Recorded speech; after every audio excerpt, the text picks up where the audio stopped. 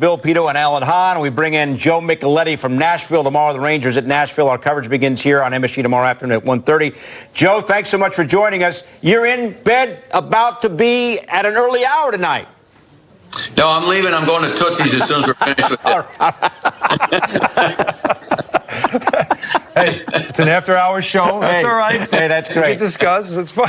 Joe, it's amazing when you look at the Rangers. They have 13 players 25 and under. Last year, about 50% of the entire league was 25 or under. Yeah. Why has the league trended so young? Well, I think there's a number of reasons, fellas.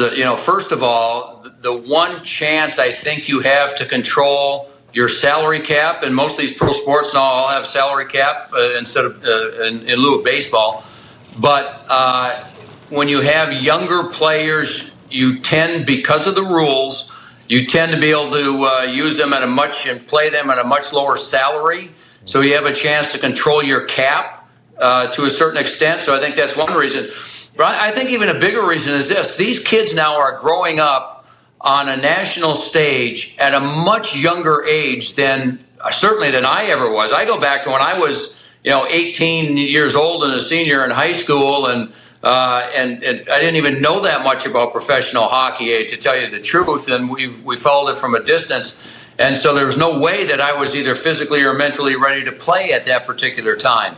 Now these kids are coming up and they're 18, they're 19, they're 20, and they're big stars in this league. And you go throughout the league, and it's amazing to see these kids not only come over and be physically mature, but to see how mentally mature they are, because they've, again, as I mentioned, they're on the world stage, so they're used to television cameras, they're used to microphones in their face, and I think they're so much more mature now than they were years and years ago. Yeah, you know what? I mean, Joe, it's the idea of them being physically ready to play is probably the biggest adjustment, wasn't it? Like in back in the day, I mean, that was the speed was always, the first thing everybody would say when you get in the league, it's so fast, you got to catch up to that. Then these guys are bigger and stronger, you got to catch up to that. And then you see, like, Rangers in particular, is Kaapo Kakko, who we watched him in the Worlds. You watched him internationally, and you thought, boy, he looks big and strong enough to play at the NHL level.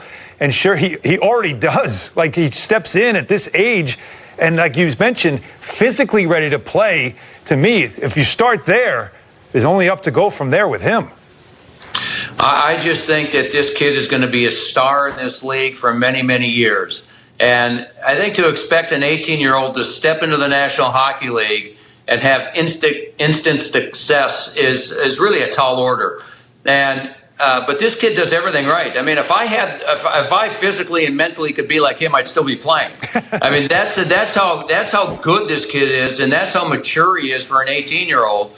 And sometimes the language barrier, you hear things, and sometimes it gets you misinterpret exactly what he's saying. This kid doesn't have a cocky bone in his body, and he just is I don't want to say overconfident, but he just knows that he can be a major contributor. He thinks he can do it right now as an 18-year-old, and to me, that just bodes well for the future. Now, Joe, it's amazing. You look at this market alone. You got the Devils, Jack Hughes, 18. You're talking about Kaapo Kakko. For the Islanders, you got Matthew Barzal, who's been great. You also have Conor McDavid, who's only 22, and only 22? And Austin Matthews is only 22.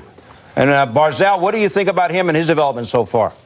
He's fabulous. I mean, he's one of the great stars in the game, and I think now, I mean, his offensive numbers weren't as good last season. But you know why?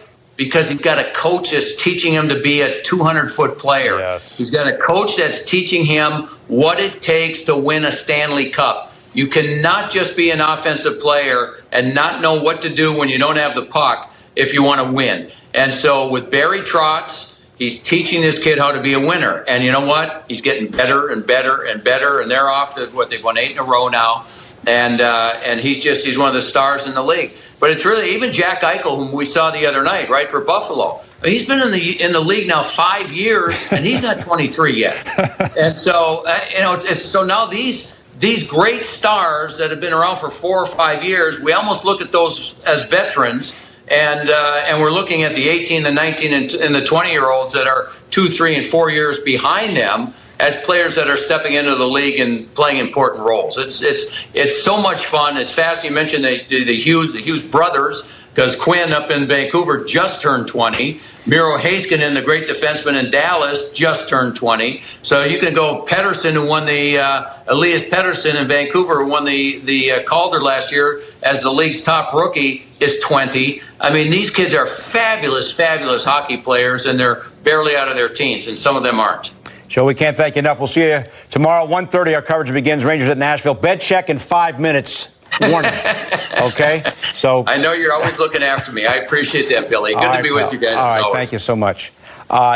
It's interesting about, you have a young son that's making his way in the hockey world. There's a specialization about playing one sport. As we take a look at other young generational potential talents who are doing their thing, when you look at the guys baseball and football, is a specialization the reason for this, you think? I completely agree with that, is that it does start at an earlier age. As Joe said, you're used to the bigger stage and the lights and the attention, but it is the specialization. You're training a lot earlier.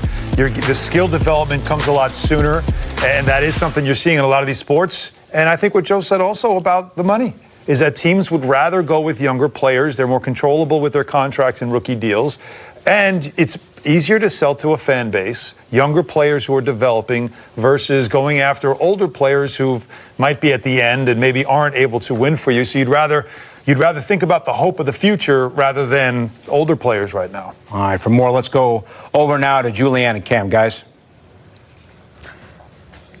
Thanks, Bill. Well, I think we're seeing the next generation of stars in the NBA right now. Those are facts. Cam, I Yes. mean, I think we're getting all that we can get from them, and it's been fun to watch. I mean, we look at these names, and you look at the Knicks right now with R.J. Barrett and how well he's playing. Zion, clearly we haven't seen him yet, which we're so excited when he gets back. Trae Young injured right now, but how about the play of Doncic and Morant? Those two pop off the page to me. I mean, I know out of all of those, you got to have a favorite, Cam. Yeah, definitely. And we know that the NBA is a guard-driven league, and Luka Doncic is one of those guys that's going to be around for a long time because he just knows how to play the game. And we heard Joe talk about it with the NHL players, and Alan alluded to it as well. But these guys are on these big stages at young ages, so they are used to the bright lights of going against older, more seasoned players. But Doncic has done it all his entire life overseas. And that's why I think that he came in as a physical specimen. And so did R.J. Barrett. I mean, he's one of the most pro-ready players that I've seen in the NBA as a rookie. He has been tremendous for New York. He's been poised. He's been calm. He doesn't get emotionally high or low. I mean, this is a player who's just been a glorious guy to watch. I mean, he's an athletic specimen with a huge upside. And you talked about it as well. We haven't even seen Zion yet. I mean, you look at his numbers, what he's doing in 4 preseason games, 23 points per game. So, I mean, the NBA is in good hands. Let's just say that. John Morant is playing okay right now, too. I call him Baby Iverson. I love him.